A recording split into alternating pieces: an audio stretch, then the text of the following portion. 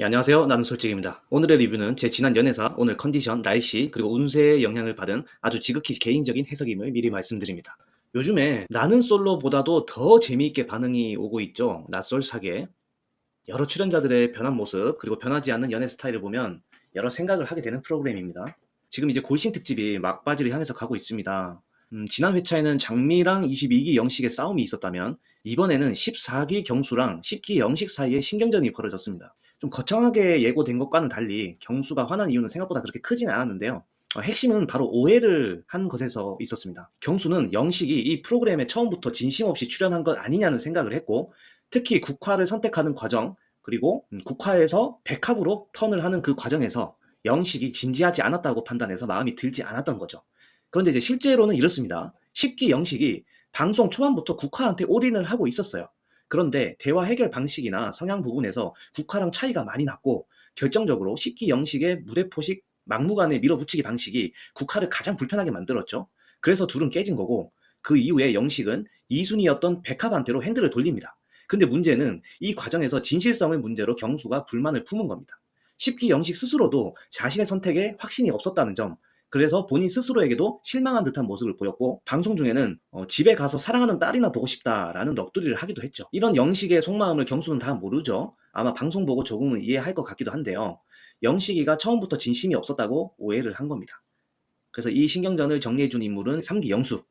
그간의 상황을 대충 알고 있던 영수가 좀 중재를 하면서 상황은 조금 이제 마무리는 됐지만, 여전히 경수는 영식을 마음에 들어 하지 않는 분위기는 남아 있습니다. 경수랑 영식이가 좀 성향이 다르죠. 그죠? 영식은 무대 포식으로 막 밀어붙이고 자신의 논리를 가감없이 그냥 막 이렇게 투철하는 스타일이고, 경수는 조금은 이제 좀 뭐라 그럴까, 좀 아이 성향이면서 조금 좀 내성적이면서도 차분하게 이제 좀 천천히 다가가는 그런 스타일이죠. 그리고 좀 약간 플라토닉적인 부분을 좀 중시하는 것 같고, 자, 그 두 사람이 충돌이 있었는데 방송에서 꽤 이제 비중이 좀 크게 나왔었습니다. 최종 선택을 예측을 하자면 아무래도 지금 가장 유력한 커플은 국화랑 14기 경수죠. 이 둘은 별다른 이변이 없다면 뭐 잘 될 가능성이 큽니다. 자, 그리고 두 번째로 장미랑 3기 영수. 이 커플은 연결되기 어렵습니다. 제가 볼 땐. 좀 잘 돼가나 싶더니 일단은 장미가 영수한테 선입견을 갖고 있었다는 게 좀 그게 좀 컸어요. 예. 근데 그 선입견이 그 어제 방송에서 다 무너졌죠. 영수의 라이프 스타일.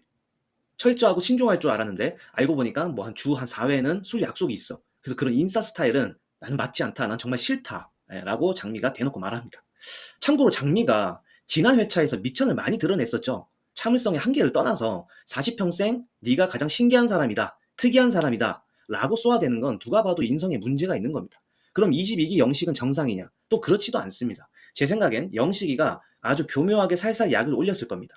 방송은 편집성이 강해서 자극적인 모습만 보여주잖아요. 그래서 우리는 모든 내막을 다 알지는 못합니다. 다만 화면에 비춘 상황을 봤을 때 영식이는 곧바로 사과하고 자기 반성에 들어간 듯한 액션을 취하죠. 이것도 어떻게 보면 불필요한 관용의 허세인 겁니다. 남자가 돼가지고 최소한의 자존심도 없습니까? 그저 이미지 메이킹에만 애쓰다가 본인 성향 감추기 위해 그저 죄송하다는 말만 남발하는 겁니다. 그걸 장미는 캐치한 거고, 혼자 부글부글 못 참아서 안달나서 여자들 모임방에 가서 여론몰이 한 거고요. 결국 둘 다 정상 아닙니다. 자, 그리고 백합이랑 22기 영식, 그리고 10기 영식, 이 세 명 어렵습니다. 이것도. 왜냐면 백합은 10기 영식을 좀 궁금해하고 호감이 살짝 좀 올라가고 있었어요.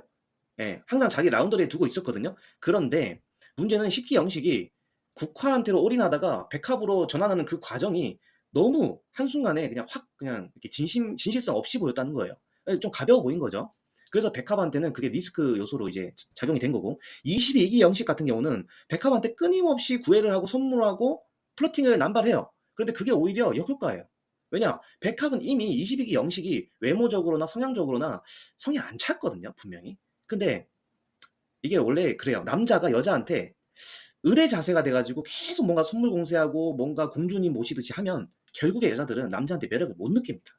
그게 대부분이 그래요. 물론 안 그런 경우도 있겠지만, 제 경험상, 그리고 제 주변을 많이 본 경험상, 남자가 여자한테 좀 약한 모습, 그리고 조금 이렇게 주눅든 모습을 보일수록, 그럴수록 여자는 남자한테서 매력을 찾기가 힘듭니다. 자, 그러면 최종 선택에서는 이제 백합은 뭐 둘 중에 누구 선택하든 죄책감을 느끼게 될 것이고 아마 선택을 회피할 가능성이 높죠.